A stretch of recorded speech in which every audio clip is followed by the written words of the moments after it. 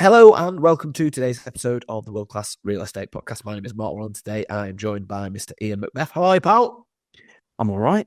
Yeah, ticking through. Had a bit of a medical kind of wobble last week, but we're back on 2 feet now, so nothing too major. Just too much, and had a bit of a weird infection that I've got antibiotics for now. So one of those things that we have to kind of deal with when we're trying to do multiple things. So yeah, kind of juggled that nicely over the last couple of days, and feeling recharged and ready. But I had a really good group meet actually last week as well on Tuesday, where we were deep diving into kind of planning for next year, and I had all the agents actually work out what they want to turn over in their business and then take home, and then how many hours a week they want to work and how many weeks in the year they want to work.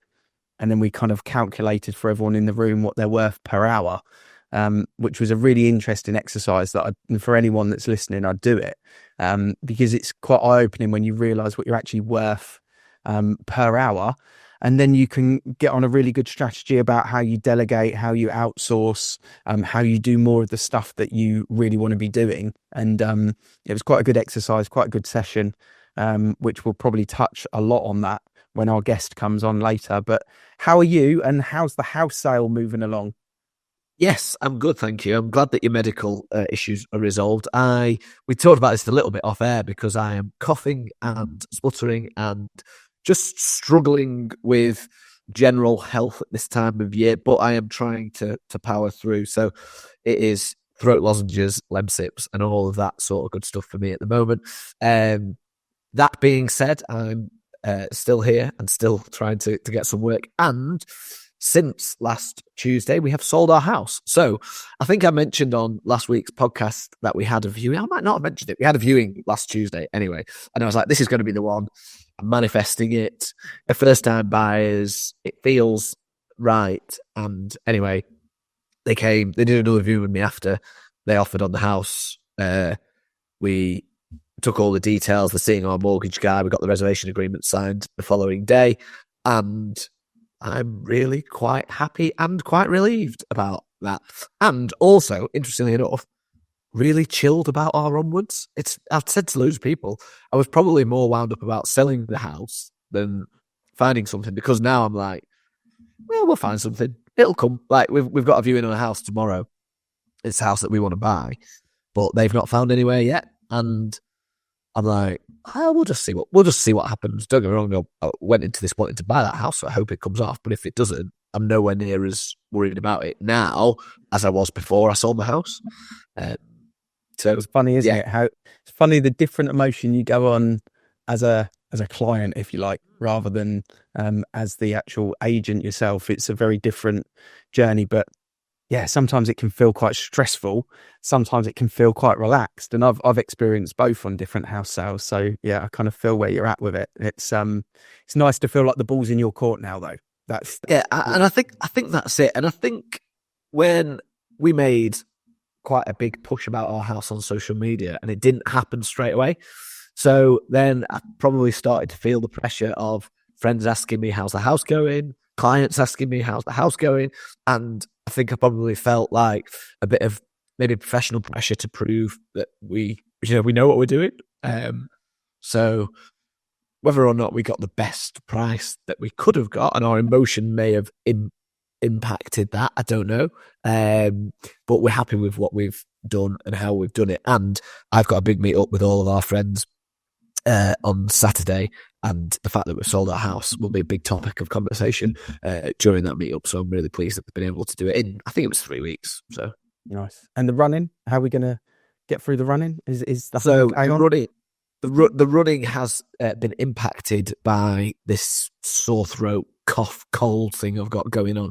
So for probably one of the first times this year, yesterday, my alarm went off at 6 o'clock and I turned it off and went back to sleep, and I just was not feeling it at all.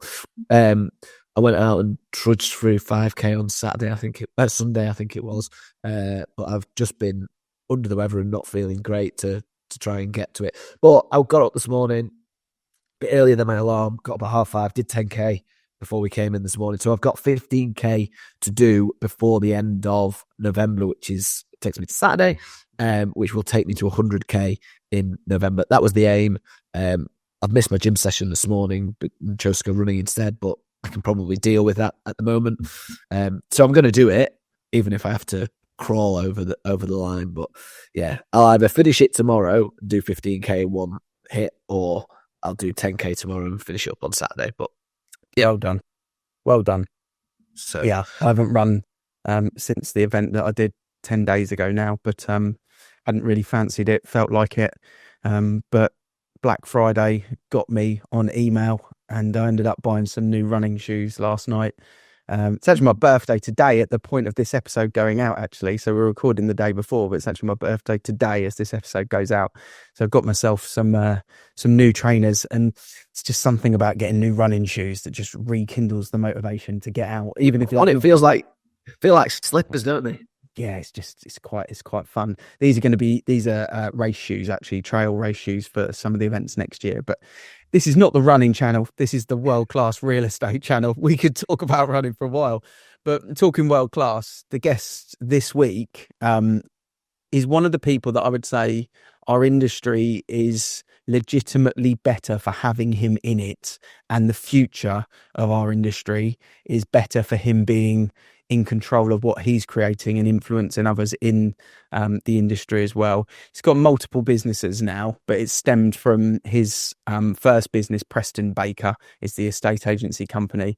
He's been on a really interesting journey over the last sort of 10 years, 8 years. Ian Preston has spoke at quite a few keynote events recently. He's done a keynote at quite a few different events. Preston Baker, I think they won the EA Masters estate agency sort of main, winner overall a couple of years ago as well. I love having conversations with him because we really dovetail well in how our minds work. We want the same outcome for things, but we go about it in a very different way. Which is a real nice compliment. So, and obviously he's got a great name. He's called Ian.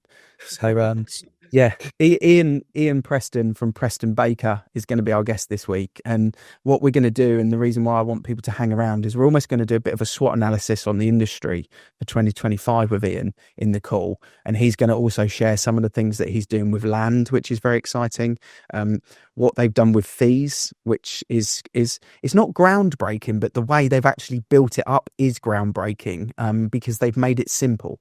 They've not made it a negotiation. They've made it an A or a B, which makes it much easier for the client to follow, or the estate agent to follow as well. So, yeah, looking forward to having him on. Shall we get straight into it, Mark? Yeah, let's dive in. I can't wait for this one. So, Ian, welcome to the show. Welcome to the podcast. How are you, first of all? Yeah, great. Thank you very much. Thanks so much for having me on. Real pleasure. Good chat. I'm really looking forward to it. But we'll start today's conversation as we start every conversation with the same questions. What does world-class real estate look like to you? To me, it's about being able to charge a premium fee for premium results. And the key aspect of that is premium results. So you have to be able to demonstrate a demonstrably better outcome for the consumer. That could be service. So that could be a better service outcome, a better experience, or alternatively, that could actually be a better financial outcome for the consumer. And I think a lot of the work that I've done probably since 2016 has been around that space of how can you actually evidence to a consumer that by choosing me and paying me more money than you pay someone else to ostensibly do the same job, that I can get you a better outcome. So how do you, because I think that's the real trick of this industry. How many people sell their house and think all estate agents are the same, the boards are just a different colour? So how do you find those key bits of information that make you demonstrably better than the competition? So since 2016, we have been A/B testing two broadly separate methods of marketing. It's not massively complicated, but effectively, there's a book I read, I don't know how many years ago now, but it's a Robert Cialdini's book called Influence. And I would say it's the best book on sales that I've ever read. And the guy is a social psychologist. So he reads, he sort of collates studies together of how people behave and why we do the things that we do. And he believes that there are 6 principles of influence, 2 of which we try to harness when we bring a property to the market. So the first one is scarcity. Every property is unique. So every property exists only once. There can only be one buyer for one property. So how do you harness that? And then the second piece is social proof. How in the course of your marketing do you make sure that the people who are interested in that property know that other people are interested? And to give you an example, and then the next bit is about data. And what we've done is we've A/B tested loads of different ways. But the fundamental principle is that there's no doubt that an open house event, where customers can see other people viewing, leads to better outcomes than a non-launch event. So we call it property launch. As you can tell straight away, branding's not my strong point. So what we do is we've measured the gap which one needs from launch to the first viewing taking place. So this is the tricky bit, and this is the discipline that most estate agents don't use, which is they allow people to go sequentially. So to view sequentially. I call up, I say I want to view at 4 o'clock on Friday. You book me in at 4 o'clock on Friday. Next person calls up and says, I want to book 6 o'clock on Saturday. I book in 6 o'clock on Saturday. Whereas what we do is we say there's a 10-day window, which is the period of time we do, when no one is allowed to view the property. So if you say I want to view tomorrow, you say I'm sold subject to contract, you say that I'm ready, cash, ready to go. We say I'm really sorry, but the sellers actually instruct us that the first available viewing appointment is 9 a.m. on Saturday, the 6th of October. And that's the first slot which I can offer you. And we stack all of the viewings together as you'd expect. And just to give you an idea on the results of this, so in the last 90 days at Preston Baker, customers who ignored our advice and took the viewing sequentially got £9,500 less than their asking price from all of the sales that we did. And customers who followed the launch advice got £1,600 more than their asking price. So the same agents with the same marketing, everything else being completely consistent, there's a £10,000 difference between those two methods. Crazy. Business is about supply and demand, and you can create illusions with marketing when it comes to supply and demand, which is why, in Australia and places like that, they're big on the open house and big on making sure that people are brushing shoulders with each other, and this kind of theatre of, right, this house is the one. This is the one that everyone wants. And estate agents, across the board haven't done that in the UK as well as, some of the other countries on the planet have. So I'm a massive fan of the open house kind of style. And when I say open house, it's more, this is the window of opportunity. If you want to see a really high level specialist doctor for some reason, he has a clinic on a certain day of the month, and that's the time that everyone's coming to see him. It's kind of, they're the ones in control. So I love that answer.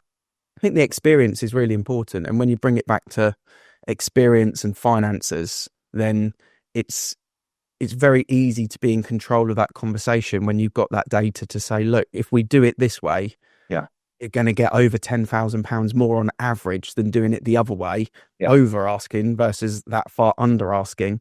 And that level of data gives you the ability to make the right decisions, really, which is great.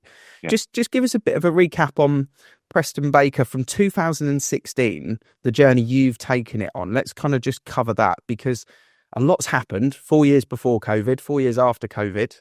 It's like we're before and after Christ. We need to change the date range, don't we? These needs still works. Yeah. Talk to us about that sort of 8-year journey that you've been on. So you saw me speak at an event not that long ago, and we described this journey that we've been on, which broadly I call high skill, high tech. So I believe that certainly the UK, I can't speak to Australia's model, but I certainly think the UK model for most residential sales agencies has got less and less profitable over the course of that 8-year period. And if you take 2016 as a great point, there was the Brexit referendum, which sort of put the market a little bit on ice. It'd been going like the clappers since 2012 to 2015. And then just gradually things were a bit harder. And I would say that was probably the same. It varied between the North and the South, but probably the same for most agencies up until about 2019. And then in 2020, obviously everything changed. And I'd already sensed that costs were increasing, that the minimum wage, which is something I've talked about a lot in the UK, has gone from £14,000 in 2015 for someone working full time to now £25,000. It's increased by over 70% in 10 years, which is way above the rate of inflation. It's way above the rate of other wage brackets. And what that means is the entry level for estate agents. We're now competing with many, many, many other jobs. And that premium, which was 58% above minimum wage, which we were achieving in 2015, has now eroded to, 10%. So effectively, you could get 58% more for working in real estate compared to 10% now versus minimum wage. Yeah. And if that premium had been maintained, the average negotiator's basic salary would now be £40,000. Just put that in context. So, we are. And so when people talk about quality of talent and it's difficult to attract people, and one of the reasons that people like myself and Ian have gone down this route of self-employment has been specifically to try and find ways to elevate the earnings and the remuneration of agents. So we got to 2020, everything went crazy, and then crazy down and then crazy up. And in 2020, I appointed a chief technology officer, which was the biggest hire that I'd ever made. And I made it in April 2020. And so this guy came in, and all of the stuff I was speaking to you about there from 2016, which we've been doing with the property launch, we used to track that on spreadsheets, and everything ran parallel to our CRM. And so that was the point where we started building our own CRM and building our own tech. So that was a huge investment. So I probably invested maybe £500,000 between 2020 and 2024 in terms of prototyping and building technology. We had 110 people who worked for us at that point across land and new homes, financial services, estate agency, lettings agency. In 2020, we moved into the world of land promotion, which is a sort of high stakes gambling business involving land, where what you bet on is you lay about a £40,000 bet when you instruct a piece of land, which is the cost of funding a planning application. And if you win, you get 25% of the value of the land and your money back, and your 40 grand back. And if you lose your 40 grand. So we needed shit tons of capital for this. So we sold them to, it's a fun game. So I have 90 planning applications, which I'm funding at the moment across the UK, to put it in context. And we have an 83% win rate and a fantastic team who are based here in Yorkshire, doing wonderful work and wonderful stuff. But I mean, it's a totally different business to agency. And so we bet a couple of million quid on that, which was fun. And we're starting to see the returns from that now, which is brilliant. But that meant that suddenly the estate agency model now had lost the recurring revenues of lettings. It was like, oh my God, we need to do something here because this is not going to work. And it all coincided. So the sale completed in July 2022. And then months later, we had the Truss government and, the mini budget, and interest rates went, started to go up. And so we started a pilot with self-employed agency. And so over that period of time, we increased our turnover. We've reduced our headcount from 110 down to 25. And we've now got 28 self-employed people who work alongside that headcount. So it's roughly halved if you sort of, in terms of the raw number of people contributing to the success of the business. And yeah, it's been a pretty wild ride. Does that sort of answer the question? Yeah. In a solid decent. I mean, the minimum wage thing that I saw at your presentation recently, the slide, I think Chris Watkins shared it as well. And I think Mike Robson, my business partner, shared it too. But it's very powerful because it does kind of really talk about the talent element of things and where estate agents are struggling. Would you say that going into 2025 to talk to not the average agent, because I think people that listen to this podcast are above average, but for the people on the ground that are kind of doing the job, dealing with the clients, dealing with the sellers, what is the biggest threat to estate agency, do you think, in 2025? Well, I think the opportunities and the threats are probably broadly in the same category. I mean, I'm sure we spent an hour on this, we could probably separate them out, but in my head and in my mind, the stuff that I'm seeing and the stuff that we're building from a technology point of view is that the high frequency, relatively low value tasks that consumers have now moved on and they expect to be automated, but estate agents haven't moved on, and they believe, in my opinion, wrongly, that the consumer is desperate to spend 8 hours on the phone calling 6 different estate agents to organise a series of appointments for the following weekend, having 50% of their inquiries ignored altogether, which is data from the Best Estate Agency Guide survey, which they do at the EA Masters, where 50% of the leads which are sent in from the portals are totally ignored by agents.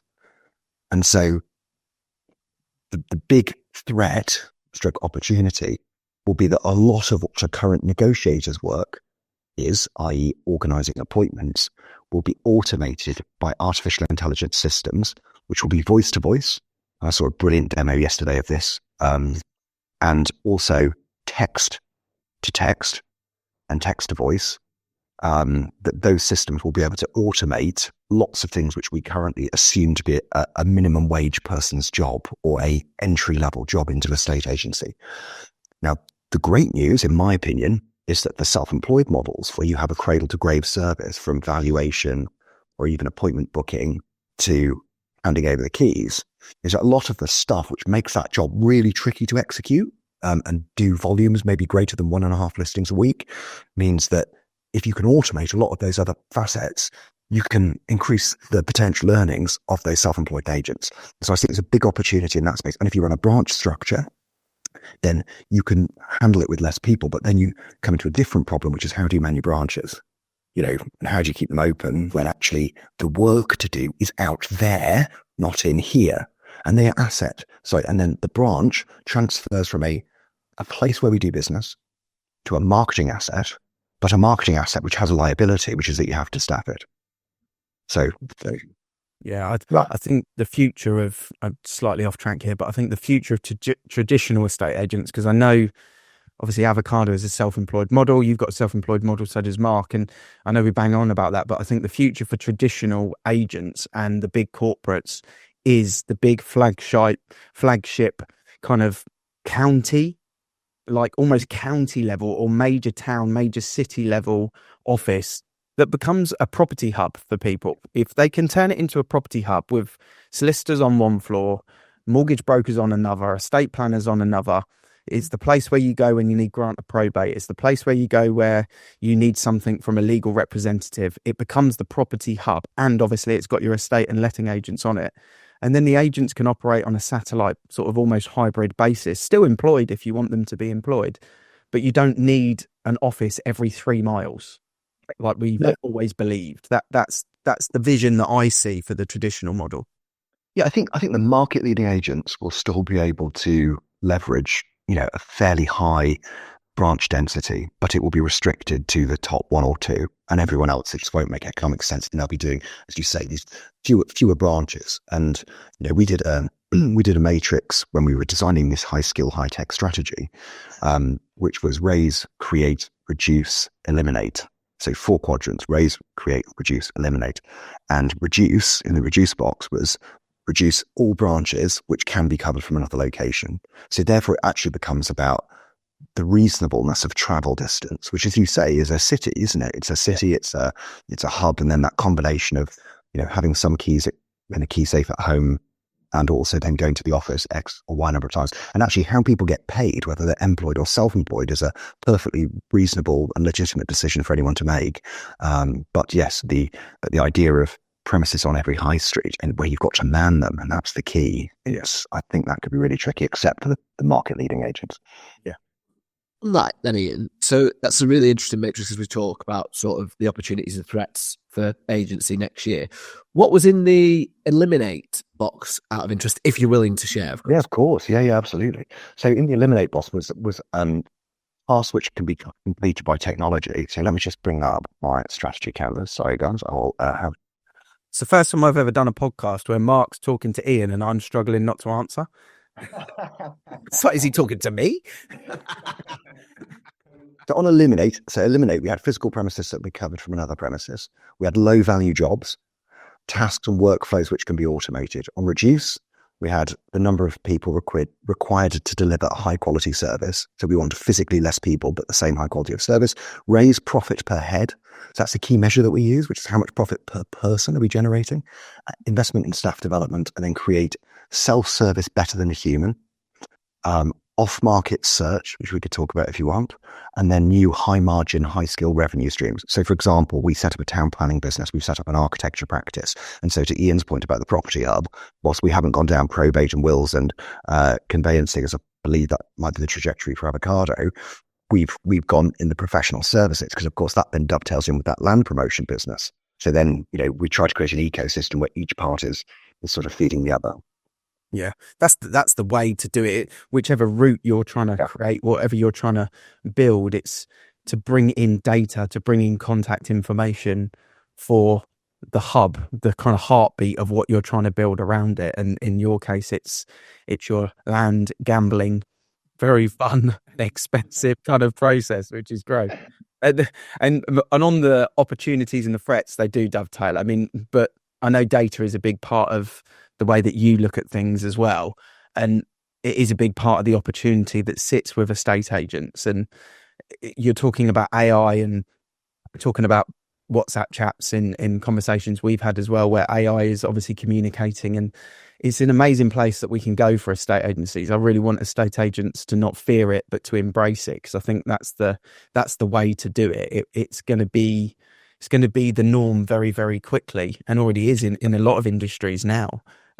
So you have to embrace it. But in terms of kind of looking at 2025, and it's around the corner and we're all in our business planning stage at the moment, what's the big strength of the industry, do you think? What's the big kind of number one, like this is where we can kind of really promote ourselves as an industry and say, we actually do this really, really well? And it might be unsung, I don't know, but what would you say is the sort of biggest strength of maybe Preston Baker, but also the industry in its own right as well? Yeah, so, I mean, I think people would think of me, the few people who do, as a technologist, as in someone who talks a lot about technology, systems, process, data, yeah? But that isn't the strength of the industry. The strength of the industry is actually that this is the toughest time that a lot of people will go through when they move home, which is, created by life changes and circumstance, some of which are full of hope and optimism, most of which are full of some kind of challenge, like death, divorce, debt, all that sort of stuff. And having one person there as a guide through what is a really, really tricky process, and having a single point of contact who can actually help you all the way through that journey and provide an emotional support to you. And actually, I see the job of technology as in to allow that to happen more, to allow that to be the facilitator of more conversations and human-to-human connection. The estate agency business, many people have talked about it being eliminated. It doesn't need to exist as an industry, because the process can broadly be automated, appointment booking and putting people in touch and peer-to-peer off negotiation, blah, blah, blah. But they miss the key point, which is actually that people want, this is something that people are doing on average now once every 20 years. Like, this is a big deal, and having a trusted expert there to help you through it is the key strength of the business. Now, that's why I think the self-employed models, with all their challenge which goes with them, and it is not like a slam dunk, oh my God, you go self-employed and you personally are going to make a fortune and the company supporting you is going to make a fortune. That's not the reality of it, and we all know it. But what its big strength is we've done a rebrand of Preston Baker actually just 2 months ago, and the big strap line we've got is one agent, one focus. Because putting the technology to one side and all the systems and processes, the fundamental thing is that you've got one person who's going to help you from cradle to grave, and you're not going to, just deal with a whizzy branch manager who comes out to see you and sells you the dream, and then you never hear or see from them again. One person, one focus. I think that's a big strength. Yeah, I think it's so valuable. I think it really is so valuable.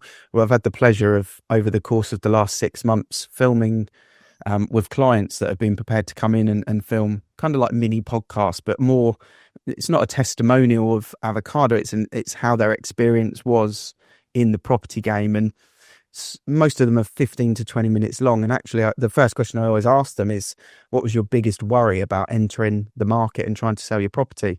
And just that question alone to kind of 12 clients that have got, they've not met me previously. These are clients of the other self-employed agents, but I just want asking the question.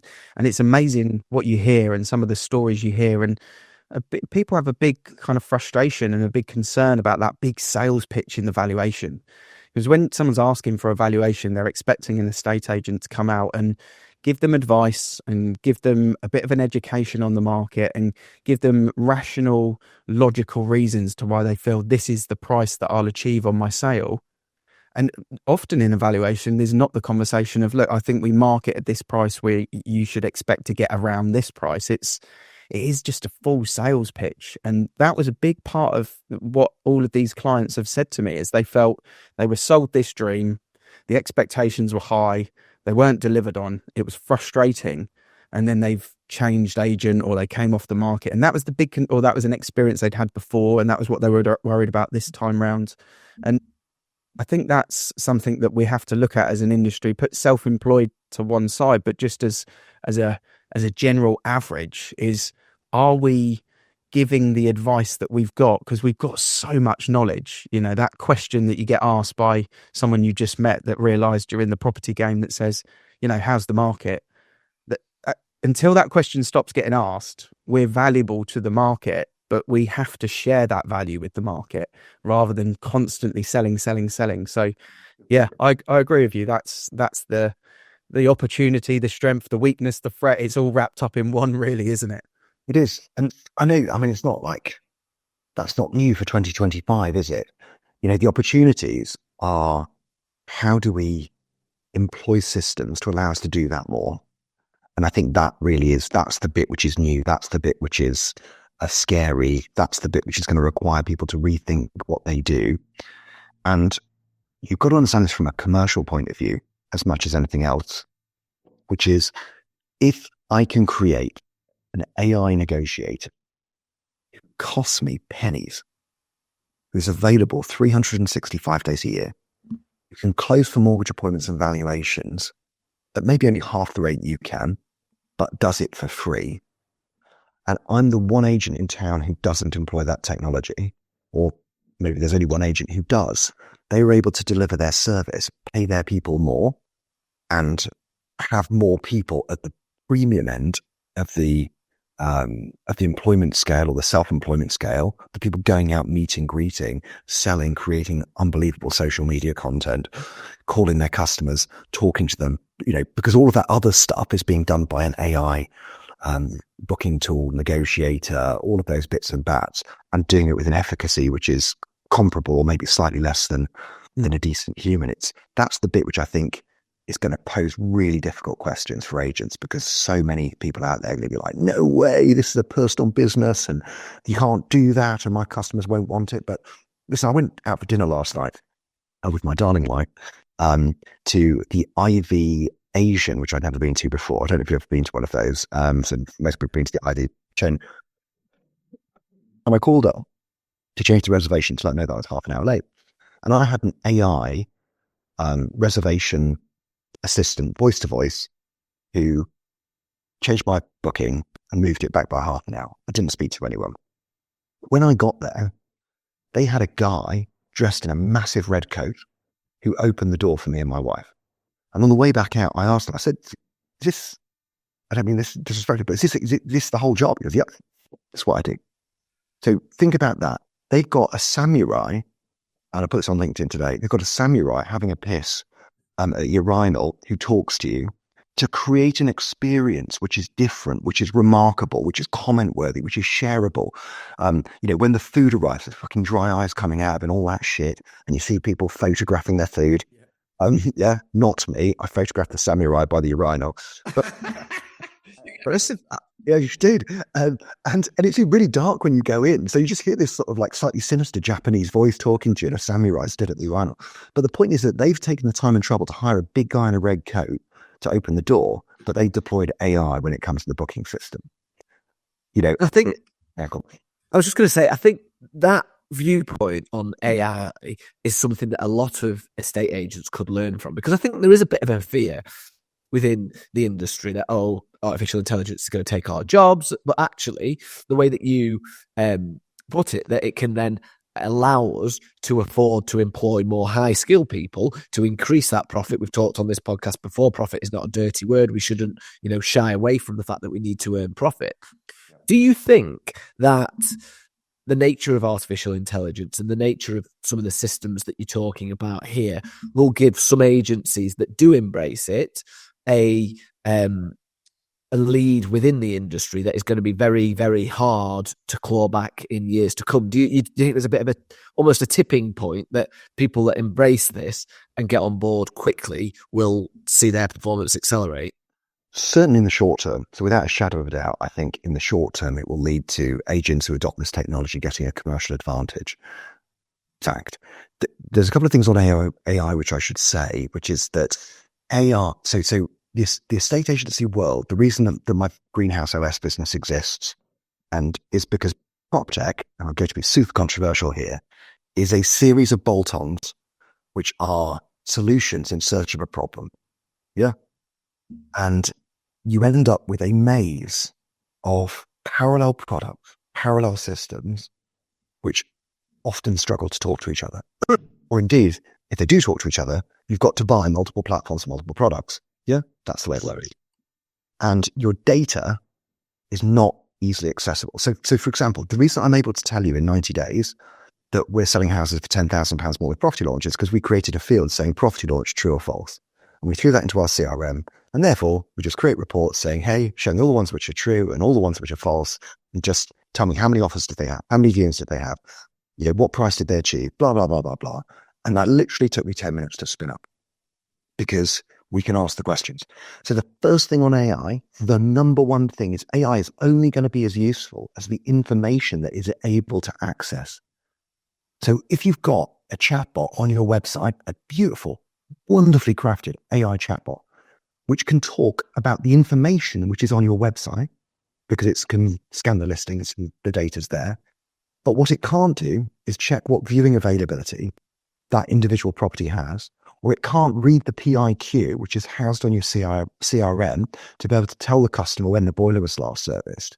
Then all it's going to do is a version of ChatGPT, which is going to be able to do a really good job of maybe describing the listings. But the data's already there. Like, it's just a way of interacting with information which is already there. Whereas the real opportunity is to be able to, I'll give you an example. So one of the use cases which we're deploying the world's best digital negotiator in is in the context of property management. So if rent comes in, if rent doesn't come in from the tenant, we have that data. So we fire up a WhatsApp conversation, which then communicates directly with the tenant to say, hey, Bob, see the rent hasn't come in today. When should we be expecting it? And then that can go back into the CRM. And then a message can go out to the landlord and say, hey, just to let you know, we've chased Ben. He says that he's changed banks. That's the reason the rent's been delayed. And we'll let you know when that rent comes in. Done. That's a job taken away, done more efficiently than a human being for a fraction of the cost because it has the data in natively. So unless we're building AI, which either has got full access to the CRM or is built natively within the CRM, it's broadly going to be of limited value.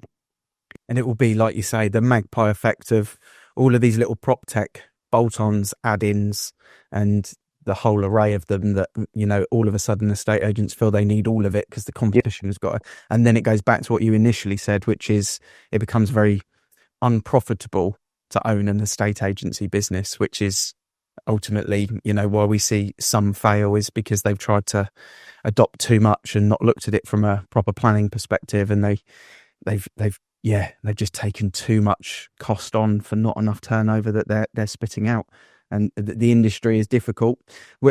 I just briefly wanted to touch on, before we kind of close up, your fee structure, if you don't mind. Oh, yeah, of course. It's something that I know you're very passionate about, and it's something that I think is really interesting. And I also think it's going to be for the industry, if they adopt it in the right way as estate agents, it will be a big game changer for the way that estate agents can cash flow and can plan and can structure their business. So just talk to us about that, because that's been part of that journey since 2016 as well. Totally. So we started experimenting with this, I guess, probably pre-crash. I was influenced by a guy who I saw who described a deck of playing cards. And it was basically his negotiating Bible. And he talks about the principles of tradables. And tradables. So if you imagine, I go into your house and I say, right, it's going to be £200,000 and the fee's going to be 2%. And you say to me, but come on, Ian at Avocado's already been round. And he said he'd do it for 1.25. So what do you reckon? And I go, well, listen, I can't go as low as 1.25, but I tell you what, because it's a great house in a great location. I love the pricing strategy, and we'd love to represent you in the sale of this home. I'll do it for 1.5. Now, let's assume that the customer agrees and thinks, well, they're better than avocado. So I'm going to, I'm going to go ahead and instruct Preston Baker. And that property launch thing, there's an extra £10,000 there, so I can justify the extra 0.25%. What foot have we got off on in terms of my trustworthiness? Because You've lost it, haven't you? Because you've said one thing and done another. Correct. Because basically, if he hadn't asked, I would have charged him 2%. Yeah. So I was always prepared to do it for 1.5, but I tried it on. And agents don't think of that. And actually, a lot of customers like the ability to have you haggle with them and discount because they feel they've got some. So a lot of agents build it into their business model. So, but that really resonated with me. And I thought, actually, trust is an important thing for me. I believe that one of the reasons I've been able to build great partnerships, businesses with other people, whether that's the self-employed partnership I have with my agents or, the other businesses, where I've got business partners, is because as much as I can, I do what I say I'm going to do. Yeah. Sometimes circumstances change. Sometimes I can't, in which case I'll talk to you and I'll tell you why I can't do what I said I was going to do.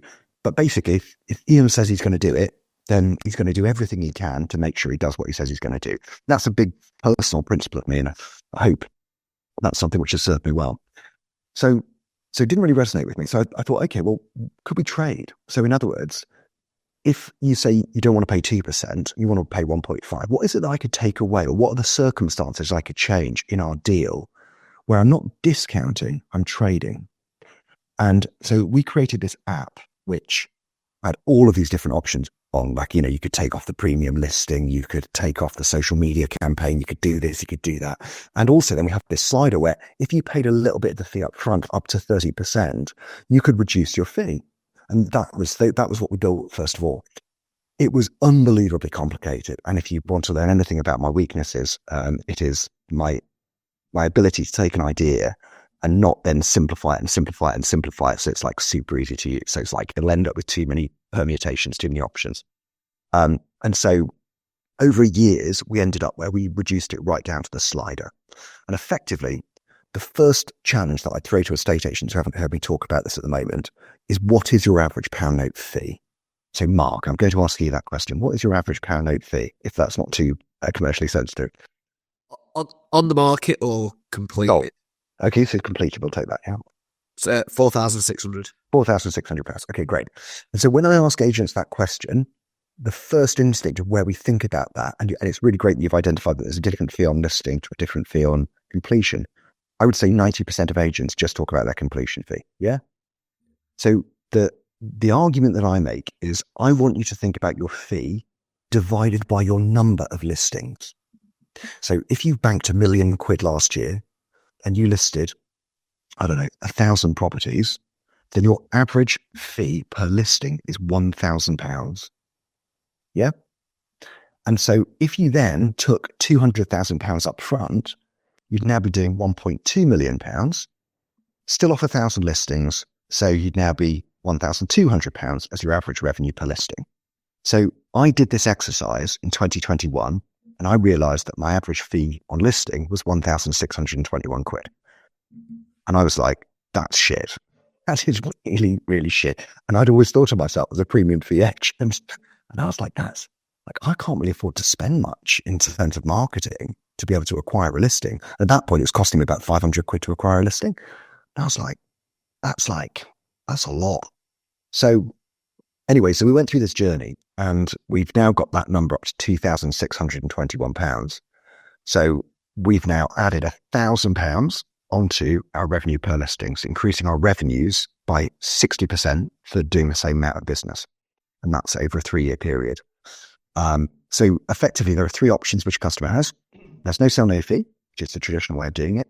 And we added a 20% premium to that. So if you're charging 1% today, I would encourage you to put that up to 1.2% now for no sell, no fee.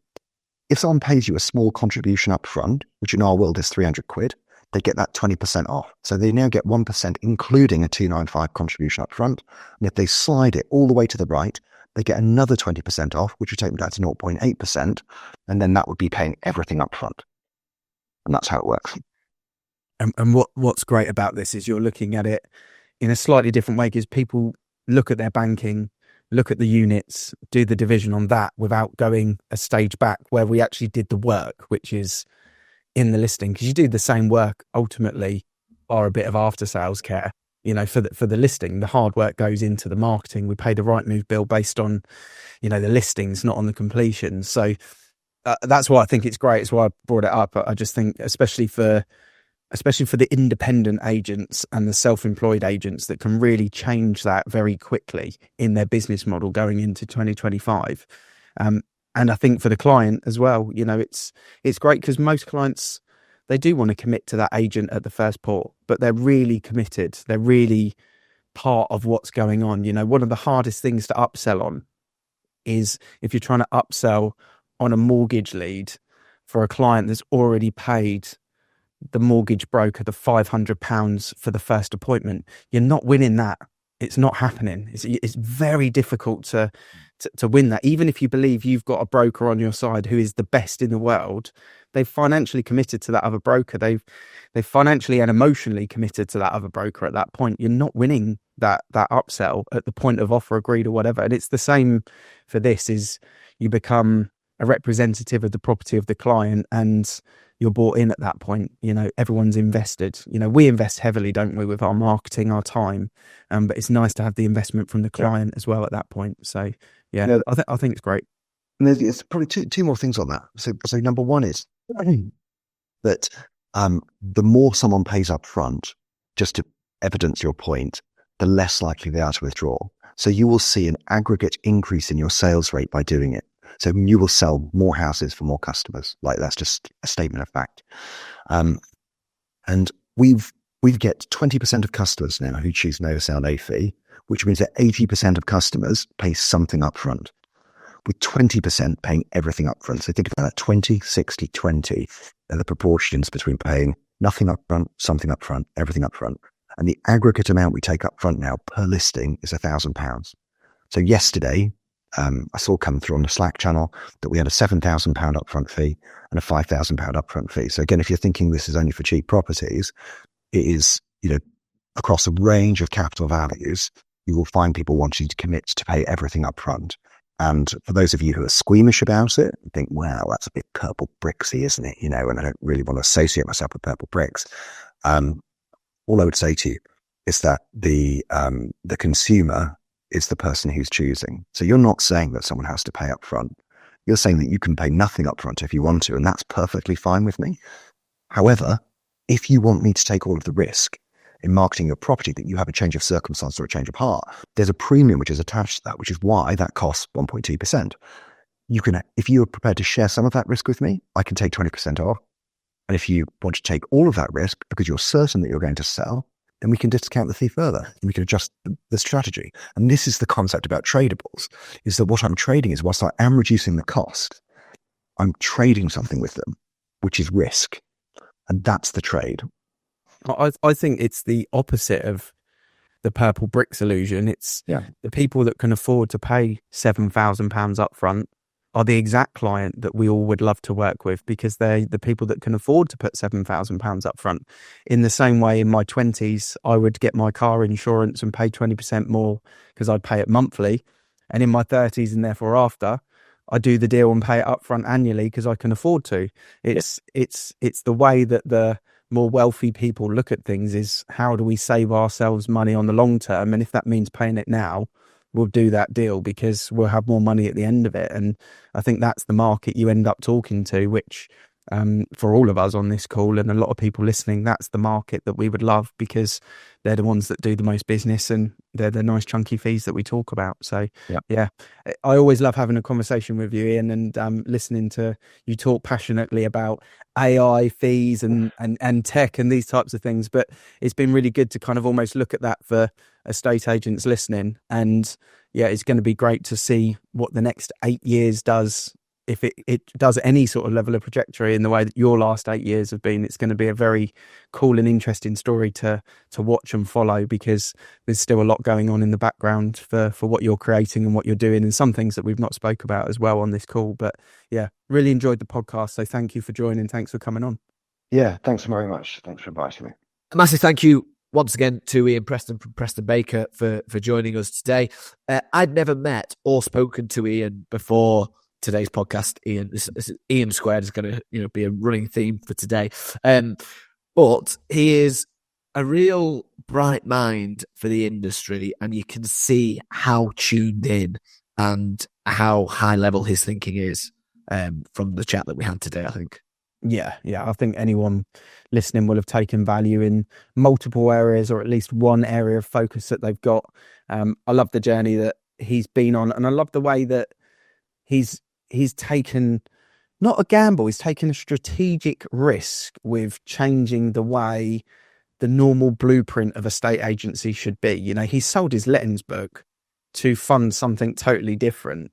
And that in itself, is a big risk because of how everyone kind of almost valued the lettings book to be with estate agents. So, he is someone that says, I want to do this, and then he's going to go and do it. And I value that a lot in people. So yeah, amazing stuff. I love the fee stuff. I love how he structured the fee, not just because it's a way of building your average fee up at the headline, but the way that it improves the conversion of the amount of units you sell from what you list. That's the real metric for me that's powerful, because I'm constantly looking on 20 EA for that information. And, typically speaking, across the 21 years that I've been in the industry, it's about 50 to 55% on average, that we, and I just look at that and just think all the work we do with clients, and 45% of it we do and we get no reward from. It's not that we do it for free.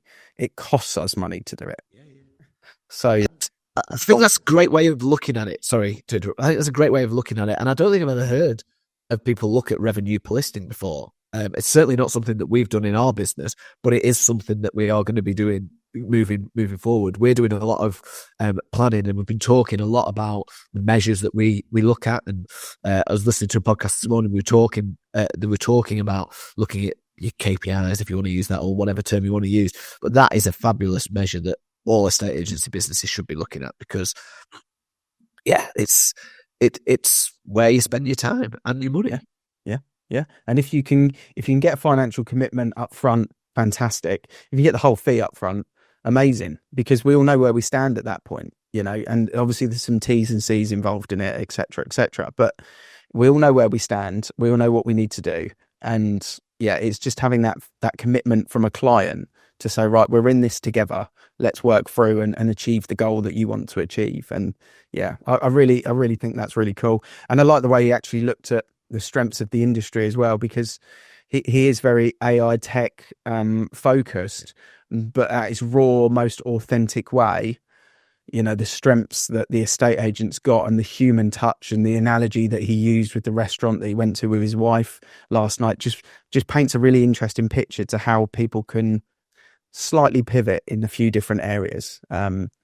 So that was quite interesting, actually, to hear that story unfold too. And I like the way that he spoke about prop tech, and I think it's not that we want to be negative towards any prop tech. I think some of it's amazing, and we use a lot of it at Avocado, but to actually highlight the fact that really, when it's not talking to each other and you're paying £100, £500 a month for this sort of plug-in almost to your business, that doesn't talk to the CRM, that could be 10x as functional if they were just communicating with each other. That's very, very future thinking and relevant to how this industry can improve and become more profitable. Because if we're more profitable, it's better for everyone, isn't it, really? Yeah, and we talked about that at length, didn't we? And he talked about the measure of profit per head as well. But I thought his mindset on AI, when he links back to the minimum wage conversation that we had as well, that mindset on AI to say that we can automate a lot of this stuff to enable us to high skill I think his thing was high skill, high tech, to enable us to high skill our people so that we are delivering a premium service, which goes back to his answer to world-class agency. But my final point on it was one of the things that he talked about when he talked about, because his measures of data, clearly you can tell from the chat that we've had, out of this world. And when he was talking about the holding back for a launch day, he used the word discipline.